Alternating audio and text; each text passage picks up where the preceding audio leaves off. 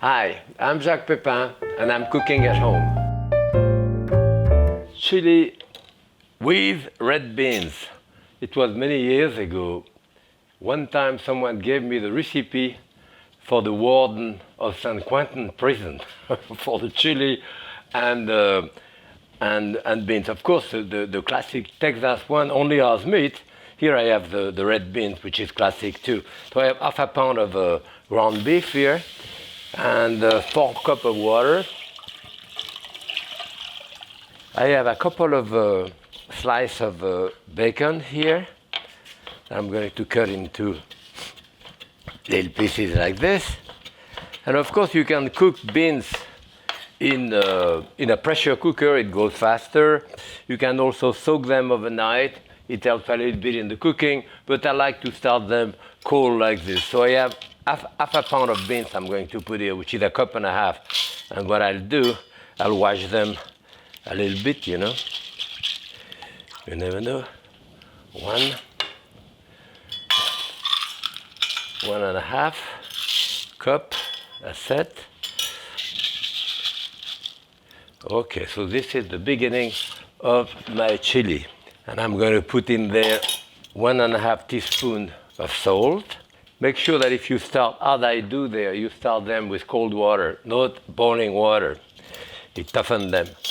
Then I'll have 1.5 teaspoons also of chili powder, about 1.5 teaspoons. Half a teaspoon coriander here, and half a teaspoon of cumin powder. Okay, this is about my mixture here.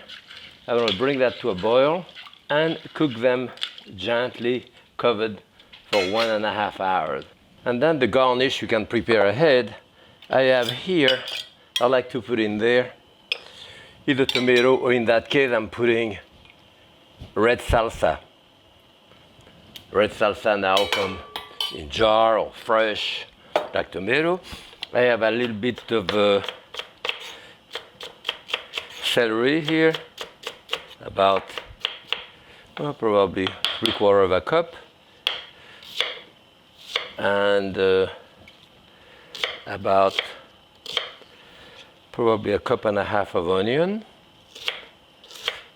1 large onion, about 10 ounces. I like to put that after 1.5 hours. I think I get a fresher taste with the vegetable when they are not cooked for like 3 hours. I'm going to have about 4 or 5 cloves of garlic here. So they are big. I'm going to cut them very coarsely. All right. I have some jalapeno pepper here. You always have to taste it. The pepper will blow your mind, and sometimes it tastes like green pepper. So again, it's a question of taste, but I would say about 3 tablespoons, 3 to 4 tablespoons. And this is frozen. Each time that I buy cilantro, usually coriander, cilantro, I cut the stem like that and put them in the freezer. And as you can see, those are frozen. I cut it frozen. It just crumbles into pieces.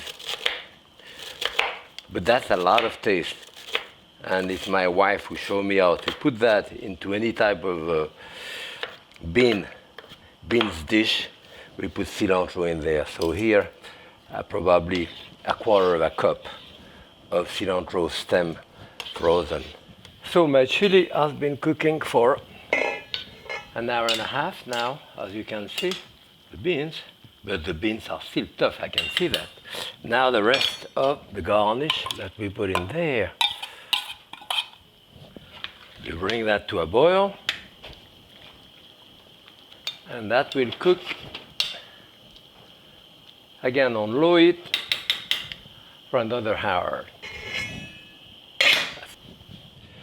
Okay, finally my chili is cooked.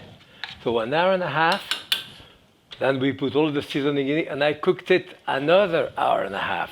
So it will depend on your beans. Sometimes a little more, sometimes a little less, until they are tender. I serve it sometime in tortilla, of course, the classic way. Some of the time I like to serve it into iceberg leaves like this. It's nice and crunchy. And of course when you eat it you have to grab it too and you make a mess, but it's okay. And on top of it I like strong cheddar cheese like this, minced onion, and a little bit of cilantro, of course. If you don't, it's okay. And here it is, my fiery chili con carne. Hot, delicious. Happy cooking.